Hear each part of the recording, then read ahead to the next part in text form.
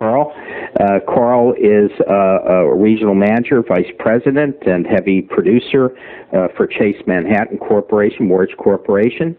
And Carl has, over the last couple of years, his volume ranges between $44 and $81 million, so Carl's a pretty heavy producer. And before we get into the actual interview, our listeners are always interested in where people came from and where they went to school and how they got into business. So why don't we start there? Sure. I am a native Chicagoan. I've always lived in the collar counties around greater Chicagoland. I graduated from Indiana State University, and yes, I went to school with Larry Bird. And But can you play basketball with him? No, I can't. But I actually started my business career with a Fortune 80 in the world of personnel, and quickly decided that that was not something that I wanted to do, and eventually took a couple of years and sold some real estate. And when I decided that discussing green shag carpet with the ladies was not on my agenda of a fun day at the office, I decided that perhaps mortgage banking would be the thing to do. I originally was hired by Margaret & Company. Oh, sure. Mm-hmm. Well. I started in January 1986, and my very first job in the mortgage business was actually answering the telephone and then eventually processing mortgage loans. And I actually attribute a lot of my success today to that first year in the business. And what year was that? 1986. Mm-hmm. And you think it was important having that processing background? Absolutely. Going back, I think more so than today, but going back, it taught me not what to ask for, but why I was asking. And that is something I think that perhaps some folks that are not as successful in the business fail to understand or recognize. And even to this day, the why you are looking for something can be as important as the what it is that you're looking for.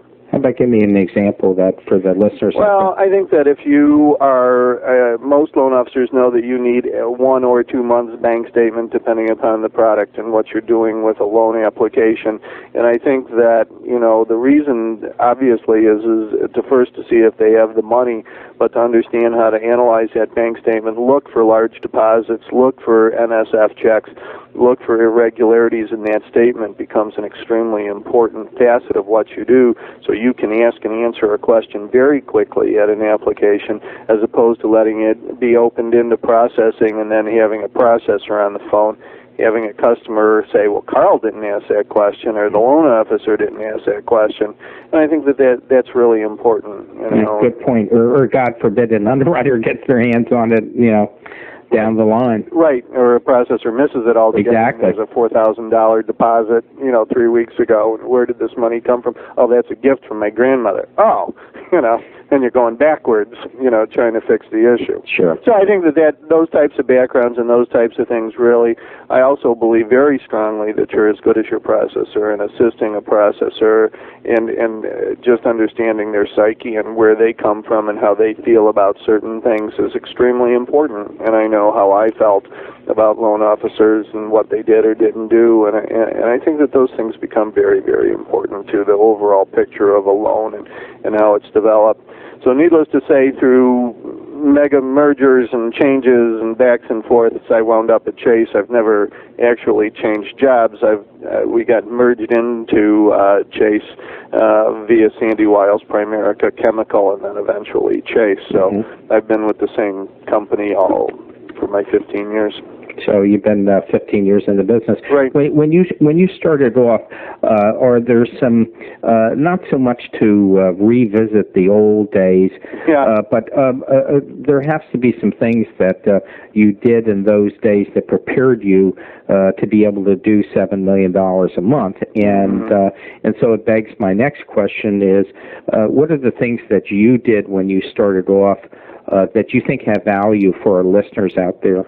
I think that one of the things that I did was I tried to make myself as available as possible while still having certain temperance to family requirements. I think that going out and shaking a lot of hands, going out and talking to a lot of people, knowing and understanding your client base.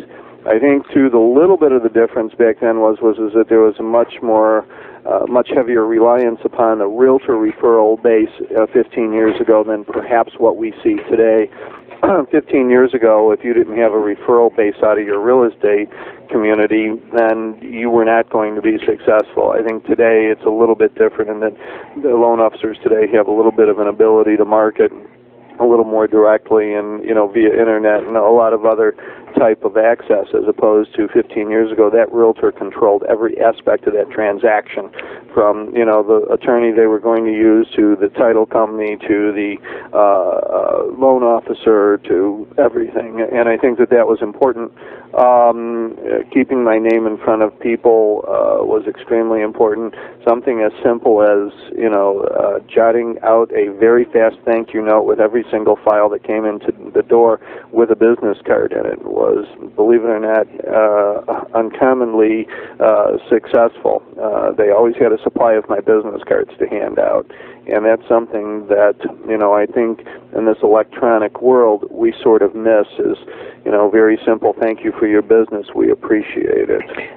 Along those lines, and I don't want to wreck your stream of thought here, but along those lines, and confirming that, I was just re-listening to, which I do now and then, listen to some of the tapes, and I was listening to an interview with Rod Flowers, who's VP and producer. It does about the same volume, 7 million, and as you do, and for SunTrust down Salisbury, Maryland, and he was expounding on his use of the fax machine and how he has taken such a low-tech vehicle and really kind of turned it into something that's better than high-tech. And his theory being that you send that fax out, it's going to sit on a desk, people are going to see it, people have something that they can hold in their hands and review it. And so I think what you're saying as far as writing thank you notes that sound very low-tech and not important for listeners out there, and especially for the new loan officers or people who are trying to get to the next level that, in quotes, try and keep it all in their head. They make a serious mistake in not doing some of these things. Absolutely. There's no question about it. You should never have a fax cover sheet that says SunTrust or Chase Manhattan from to Mary Smith, 3 pages, fax cover sheets that go out with your loan approval, either on a banner or, up the side margin should say, another loan approval from Chase Manhattan Mortgage.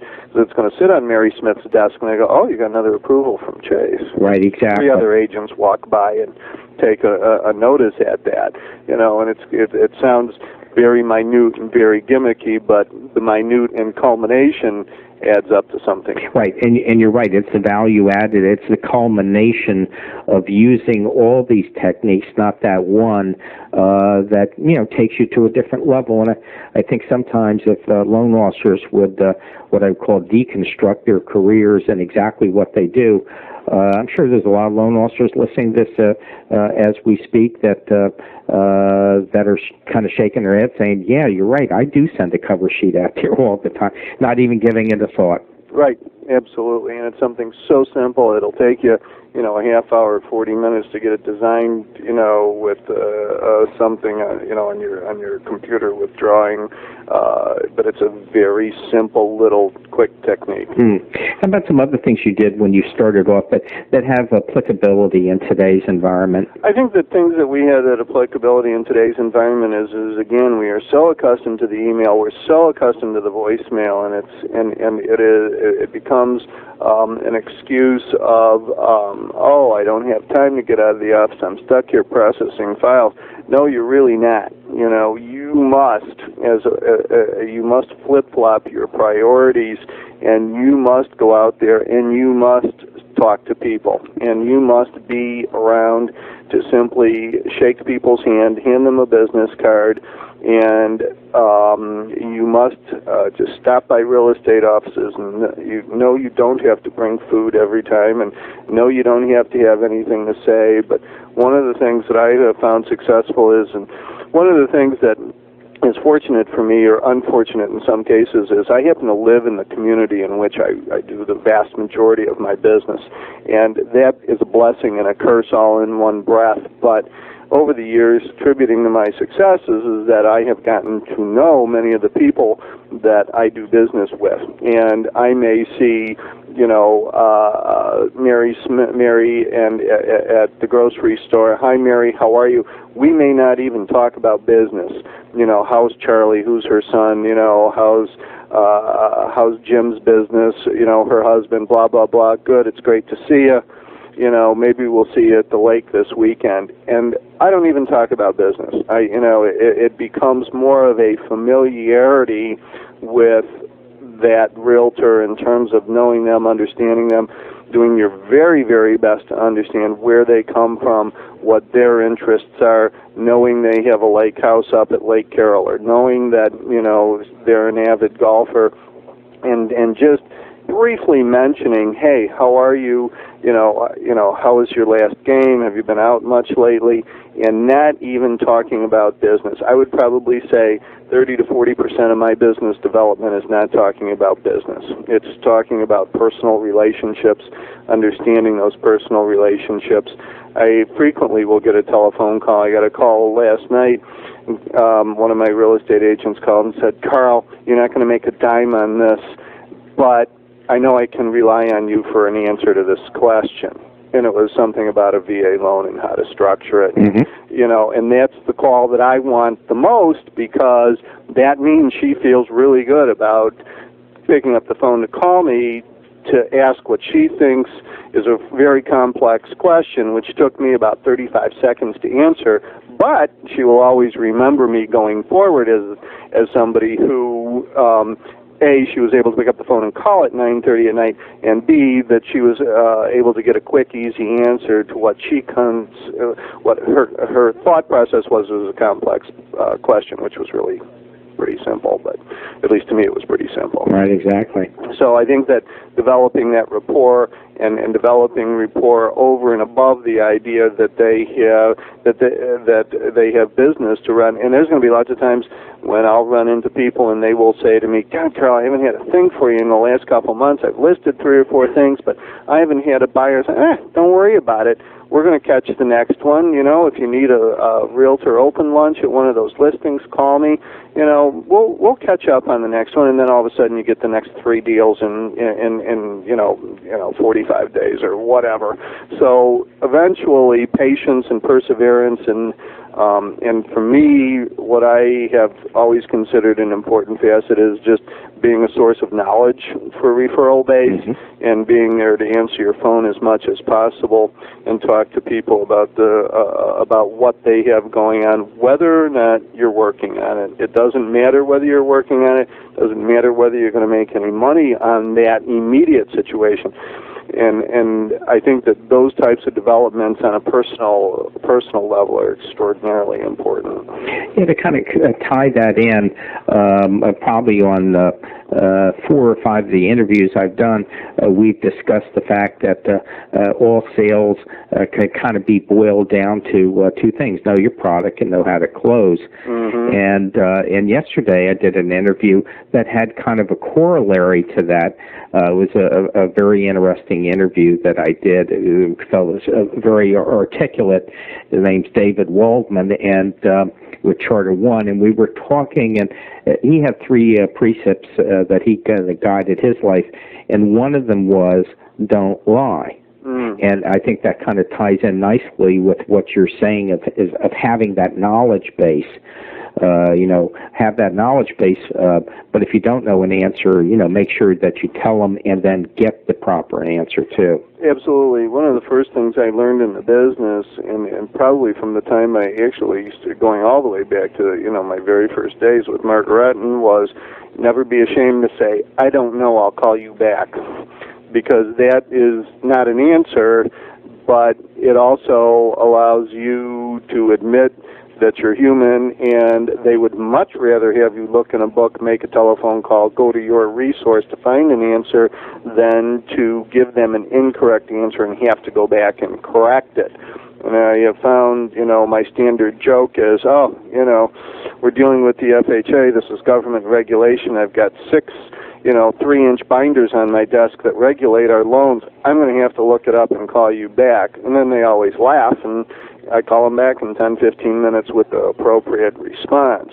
Today, those responses are much more committed to memory than they were in the early years, but, with changes and all sorts of things going on, we just have to be honest with people. And there's been times when I've missed, and that is not a failure. You've learned something, so that's okay too. Sometimes they say, oh, well, I called somebody else and got the answer, and you hang up the phone and you say, gee, that was really sort of rude. They asked me to do this, I did the research, and then they got the answer from somebody else before I got back to them. But I still had the answer buried, and I'll never forget the answer because I'm sort of miffed with this person who didn't have the courtesy to wait for me 10 minutes or 15 minutes. I do find that, it's funny, we normally don't get into it, but, there is that aspect in the realtor community sometimes where they take loan officers for granted, and we could probably spend a 2-hour interview on that, but, that's just kind of a subtle example where someone, you were going to get back with an answer, and their impatience really turned to kind of rudeness. Right. Without giving you the opportunity, whether it was 15 minutes or whatever, they called somebody else on the list, impetuously. But that tells you something about them too.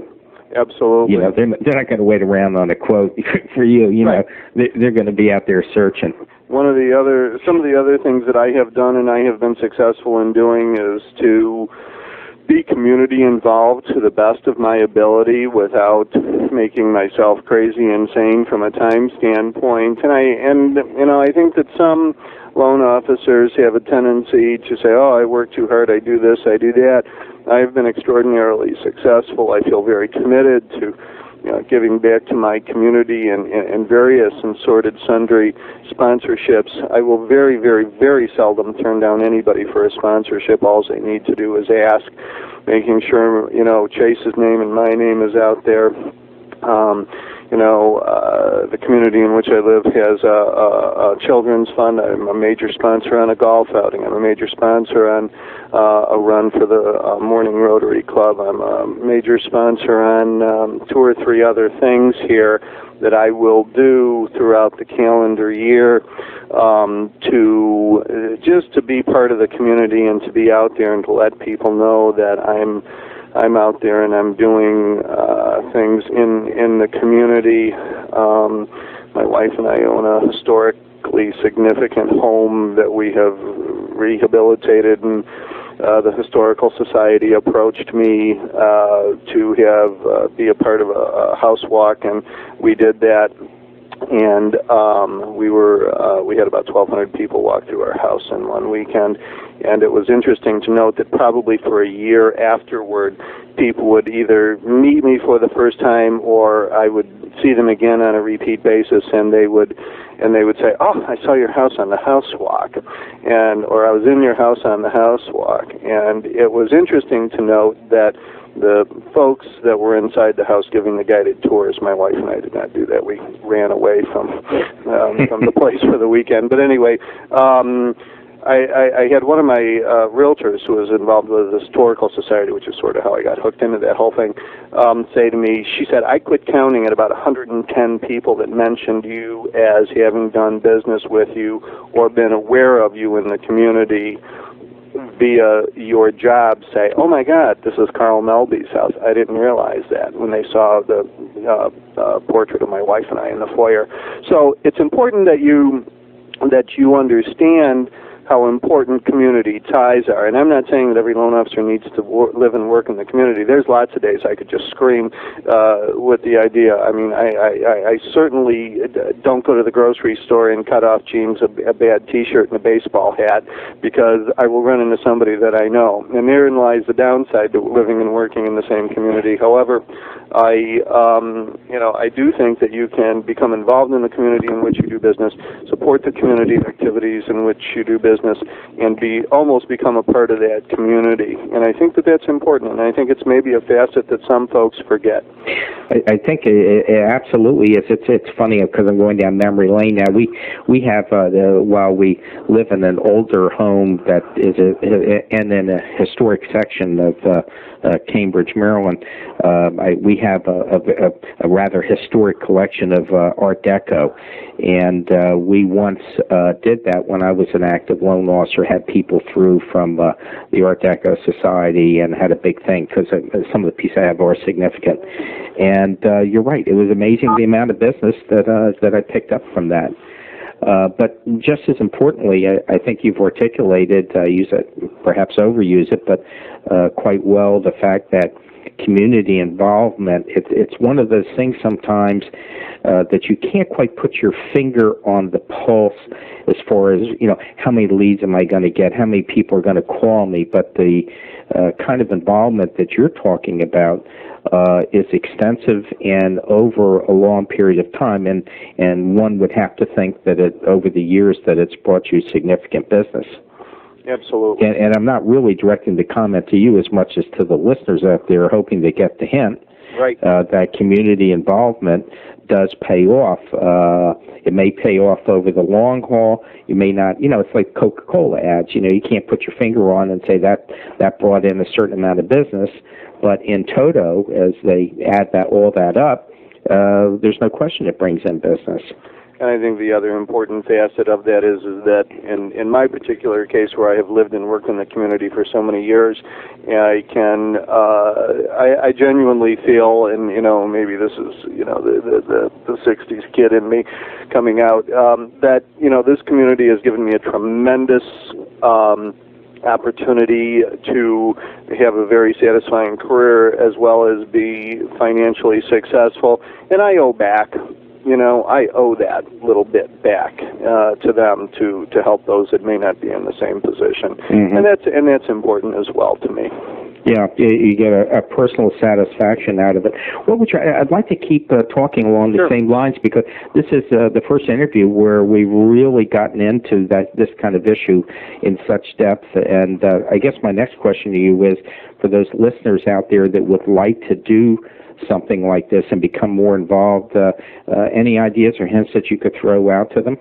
It was just a mire of different community activity groups, whether it be the United Way or the Rotary Club or the Kiwanis Club or the Women's Junior League. As a matter of fact, it brings to mind a rather humorous incident that I got involved with. I certainly would not be along those same leagues. One of my realtors decided that I should be help sponsor a fashion show for the Junior League, and I said, sure, no problem, thinking, well, this will be easy, I'll buy an ad in a book, or I'll write out a check, and the next thing I'm signed up to be a model. And okay. those people that may know me know that in and of itself is extraordinarily humorous.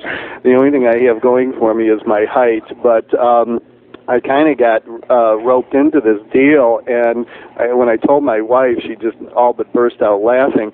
But we had a great time with it. We had a lot of fun with it, and that was a very highly visible situation. There was about 2,500 women in a ballroom at a local hotel one Saturday for lunch, and tell me more. At how many people I ran into later, and so I guess the response is, don't look only to the obvious, because sometimes things that are not so obvious will crop up and be a part of what you're a part of.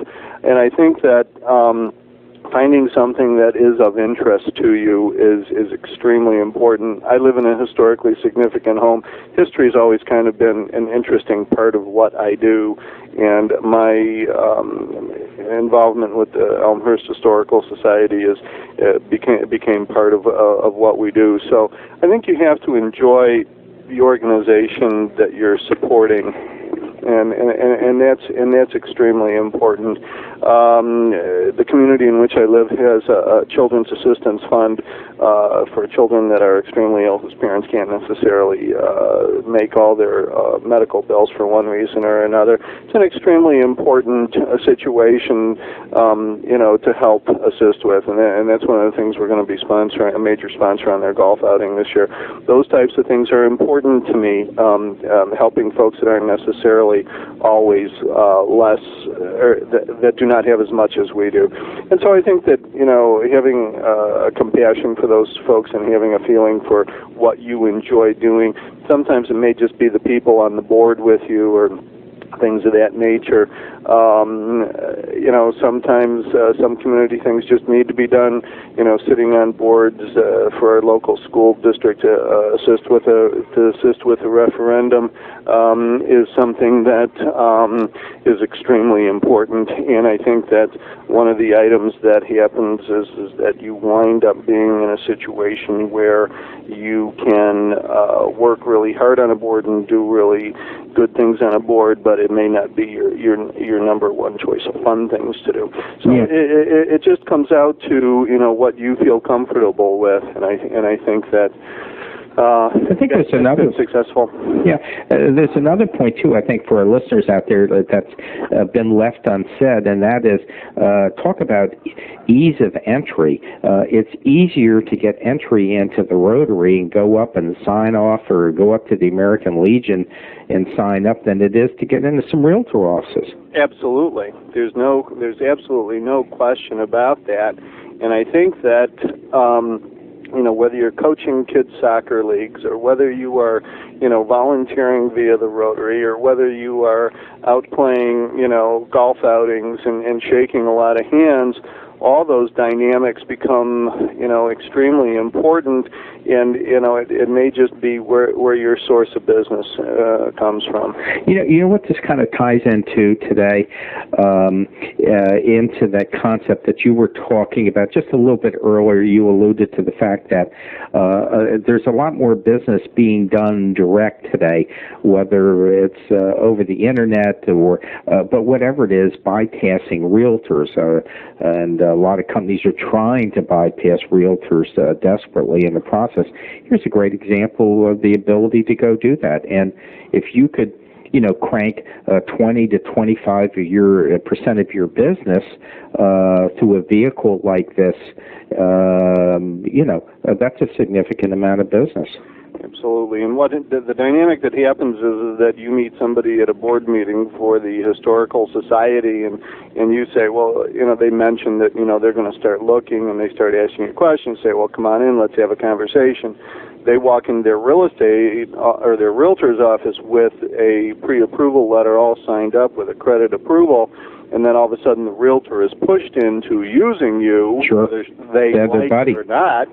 And, then all of a sudden you have opened a window of opportunity where you can, do a good job for them, make absolutely sure that everything runs smoothly, and then sometimes that will open doors for you.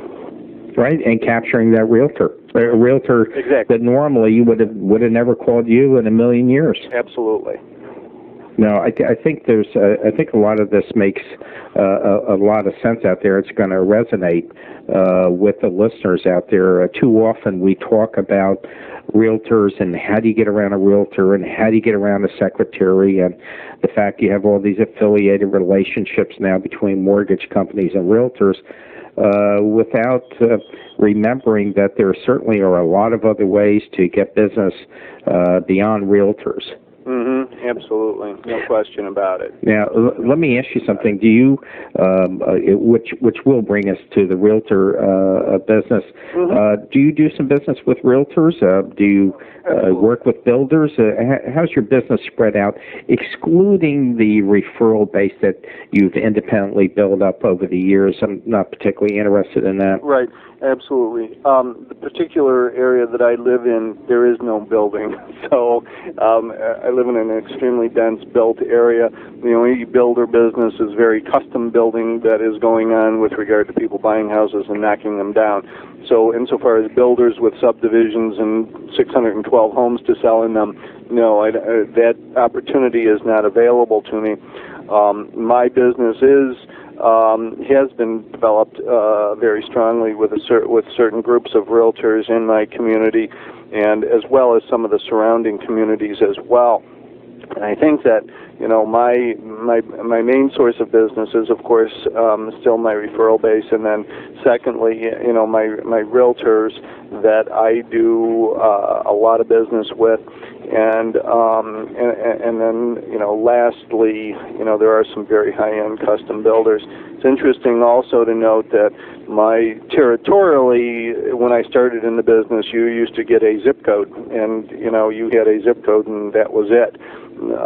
Because of changes in the business and so on and so forth, realtors moving around. For instance, I had one particular realtor who moved out of the suburban area into the city center, and had some changes in where she was living, and does all condominium lending, you know, downtown on the lake shore.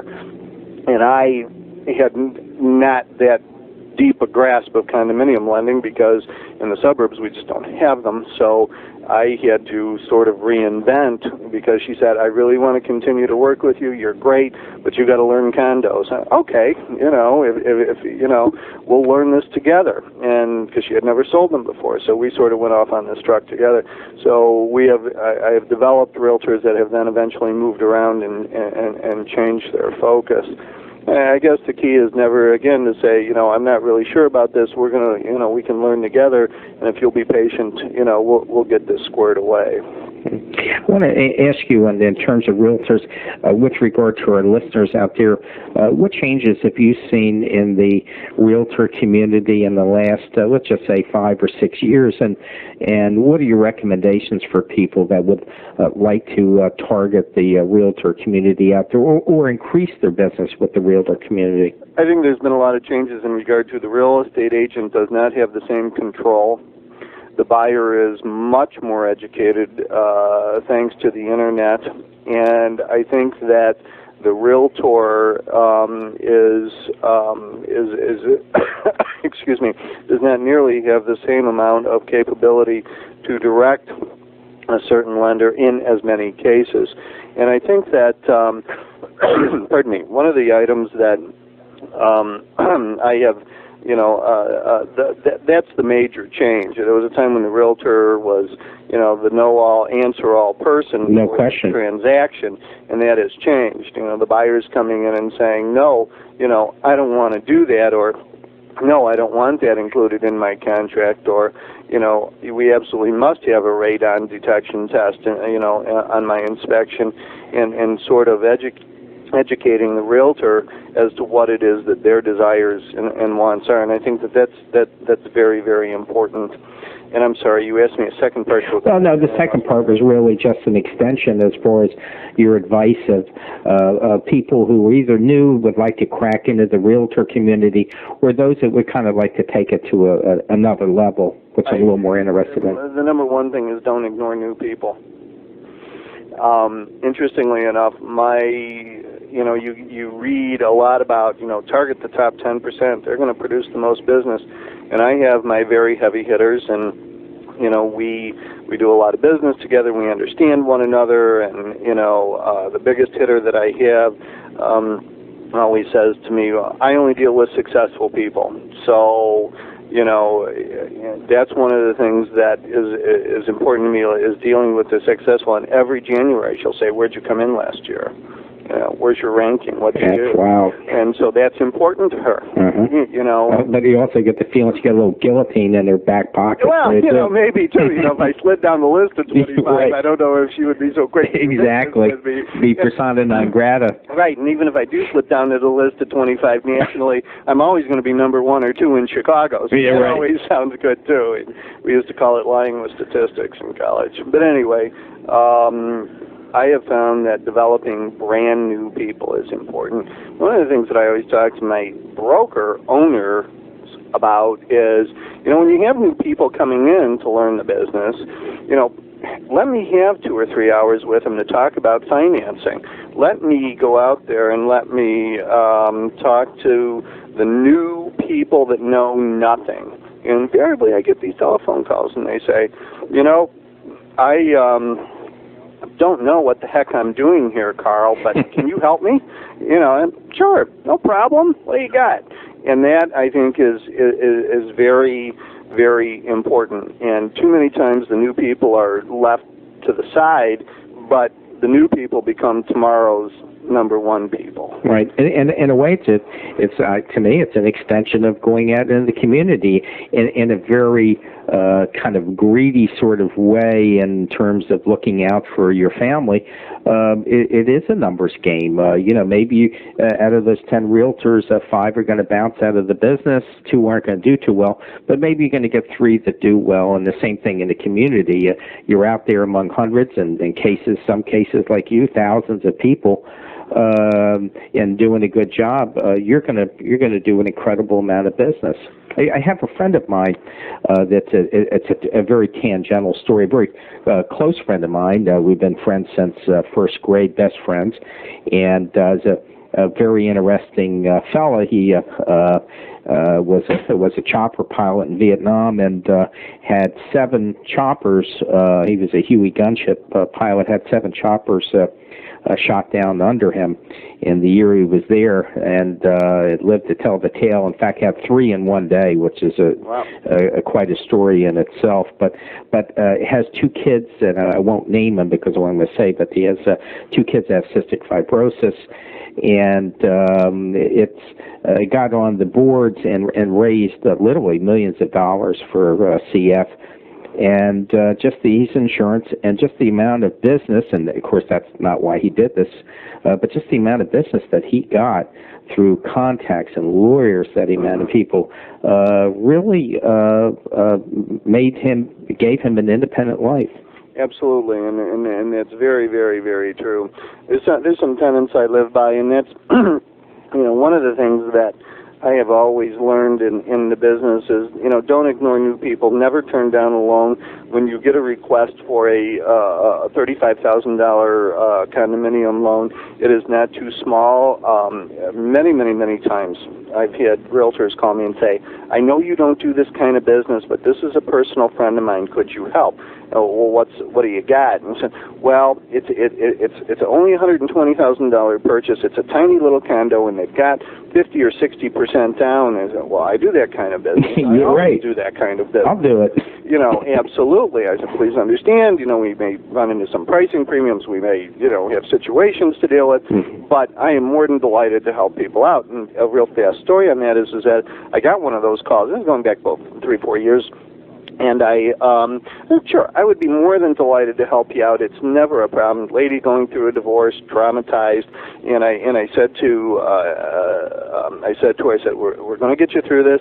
I don't want you to worry. You've got the best realtor at hand. You've hired professionals. Let us assist you in completing your transaction. Always reclosing the sale. You bought in a great community. You've done, the right thing. You've got the best real estate professional working on your side, and making sure you double close and make sure that deal is buttoned up tight is always extremely important. But anyway, getting back to the original story, was that we closed the transaction successfully. She was very happy. She wrote a note and said, gee, thanks very much. This was really great, and I can't tell you how much I appreciate you assisting me through this tough time. It was not a year later when the telephone rang again. Said, hi, this is, again, my colloquialism, Mary. And I said, oh, hi, how are you? Everything okay? How's, what's going on? Blah, blah, blah. She says, I need a mortgage. And I said, are you buying a bigger place? And she said, yes, as a matter of fact, I am. She said, I need a $500,000 mortgage. And so there's a nice jump. who this is, I'm thinking, okay, she's either inherited a ton of money or something's gone on. She said, I met the most wonderful man, and he's the executive vice president of XYZ Corporation. We're getting married. And I told him that I couldn't go anyplace else for a mortgage but to you. And I said, I'm extremely flattered. I'm delighted to help you out. And they came in and talked, and he said, he said to me, I wasn't even allowed to shop for rate. Mary said that I absolutely had to do you because you were so kind to her the last time. So you banged him for 11% for it. Right. For me, all right. A success story. No, but the bottom line to the story is that you never know who you're dealing with is going to turn into tomorrow's, bigger client. And it's always amazing, how those things happen. A couple other things that I have learned through the year is that one of my realtors was going on and on and on about a customer who had changed realtors, and she had lost the deal, and I was standing there and I was shaking my head, and then she asked me a question. She said, "What did they buy?" And I gave her my blank stare, and I didn't respond. And she goes, "Oh, I forgot. You're just like the priest in the confessional. You know everything, you repeat nothing." And I said, "That's pretty true." And so the moral to the story is that I hear a lot, I know a lot, I understand a lot. I don't repeat anything to anybody. I don't even tell my wife, because the truth of the matter is that if you repeat stories and talk and then go on about transactions, it will get you in trouble somewhere down the line. And that has always stood me in very, very, very good stead. This is a person's largest financial responsibility that they are discussing with you. And even from realtor to realtor, the information divulged can be helpful or harmful. And I think that one of the things that we have to keep in mind is that it is none of anybody else's business what they're talking about, and that has always led me in very, very good stead. And you always hear about other loan officers that you're in competition with, and somebody saying, "Well, I heard that they were talking about thus and so," and that's A, it's not an appropriate thing, but B, you can monkey up deals very quickly because you don't know all the circumstances around what's going on. And and that gets into ethics and integrity, and I'm sure anybody out there, listeners that read the papers today, know that there is an assault, and Congress and even the MBA and NAMB is involved in questioning some of the ethics of loan officers who kind of work on the edge and charge excessive fees and points, and and they're prepared to do something about it. They're talking about licensing, and it all kind of leads back into what you say. It's an area that's not covered too much. I'm making plans on doing a couple on it. I know somebody runs the ethics department at Georgetown, and I'm going to talk to him for our listeners. And I do think that ethics count in our business. We don't have enough time to get into it a lot, other than I thought that that's a very valuable point on people keeping their mouths shut. Everybody kind of likes to talk. I know somebody who did a loan once for not just a famous person, but an infamous person. I am dying to tell you the name of this. It would provoke chuckles throughout the listener readership here. And it was a young woman who became very famous very fast, and for something she did. And just someone that was, talking a little bit about too much, having done a loan application, and which I thought was just totally out of hand. Actually, could have got them in trouble, legally. Yes, it's extremely important to me. It is extremely important to me. The funniest story, real fast, about that was I was at a family function. One of my wife's cousins, not my cousin, my wife's cousins walked up to me and said, "Hey, Carl, thanks a lot for helping us out with the refinance. Worked out great. It was really super." And my wife turned to me and said, "I didn't know you were working with my cousin." And I said, "That's right. And you never would know until he told you," and which sort of pointed up, the I don't repeat it, including at home.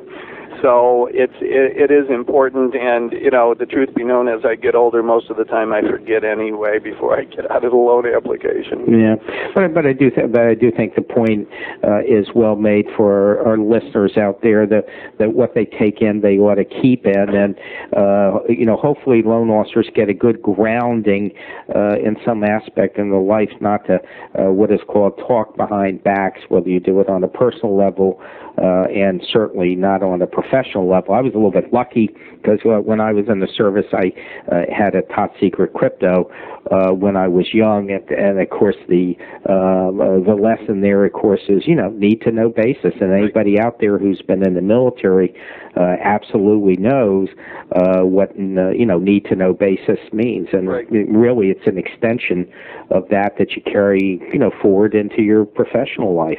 Absolutely. You know, we all like to talk about our successes, and but sometimes you take it and start talking about personal cases, and that's something that you really should not do. I just one other short area I want to talk to you about, and then we'll wrap it up.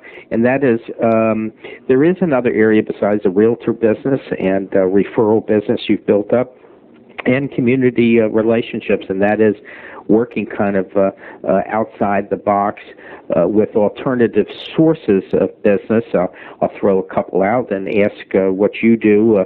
CPAs, attorneys, settlement attorneys, any kind of areas that you've kind of worked over the years that you found productive, and how, more importantly, how you did it. Right. I think that one of the things that happens is that you wind up being in a circle of people that you do business with because they continually pop up on your business. Settlement attorneys, insurance agents, believe it or not. Now let's talk about it. No one's ever talked about that before. I'm going to let's target right into it. And one of the things that I have found is that you become how do I say this? You work extra hard to make sure those settlement agents don't have to work hard when they have a settlement with you, and you do that extra mile. Once in a while, if it's a really tough transaction, you get to that closing if you at all possibly can. In the $40-50 million category, that's tougher and tougher and tougher, but you pick and choose closings to go to, and you assist at certain times. Attorneys are not omnipotent. You're there to help and assist them, make sure that that transaction closes. I have a tremendous referral base from one particular attorney who always says, your deals are easy and you make sure that we're taken care of, so I want to make sure that as many of my clients get to you as is possible. Another thing that I have found is over the years prior to the time that Chase sold insurance, I had developed a very friendly rapport in town with my own insurance agent as well as the major State Farm agent in town, and we have referred customers back and forth through the years. And one of the interesting things that I have found is that we complement each other, and I think that that's important. A few kind words. They say, oh, I am going to State Farm, in your particular community to this agent. You go, I know that particular agent, and they do a really nice job. They have us listed on the Rolodex with the proper information with regard to lost payee clauses. But here's something else that they need, loan number, loan amount, so on. Just have Don call me, and I'll make sure that we take care of everything for you. That gives me another opportunity to talk to Don, and Don to talk to me, and as a result, that rapport and that relationship continues to build. Yeah, I think also, too, just to interject a small point, these insurance agents out there, that's all they do is talk to people. Absolutely. Absolutely. And when refinance time comes around, they're talking to their people, and there's a lot of real positive things that go on there. Yeah, there's nothing like a reference in terms of a sale. When someone recommends you, whether you recommend somebody and say, geez, that restaurant is just, the food is outstanding and their prices are wonderful, kind of makes you want to get up and go try that restaurant. And the reverse works too. When you have an insurance agent that says, you're going to need this, this, and this for your refinance, if that's what you're thinking about. This is a guy I've worked with for years. You ought to give him a call first. Right. He's really good. Right. Absolutely. Well, look, I think I'm going to kind of end this on that point. I told you I'd try and pick a natural high point that everybody gets some benefit from. I do think that this is the first interview that I've done, and that we've covered community service so much, and it's one of those areas that it kind of gets left out. One of the reasons is I think there's a lot of loan officers out there, if the truth be told, that do work very hard. They're very busy. They have family lives and everything. and kind of an extension of that, they kind of missed the boat in serving the community, because there's a dual purpose here. There's a selfish purpose that should only come indirectly, and that's the increase in business to you. The other one, though, is pride in serving and helping your community and rounding yourself out as a better human being. We're all on the journey, and at the end of the journey, you want to be able to look back and said that you served your God and country and family, and I think that's an integral part for it. And I want to thank you for taking the time to point that out to us. Absolutely, my pleasure. Well, it was wonderful talking to you today, Carl, and we'll be in touch. Thank you.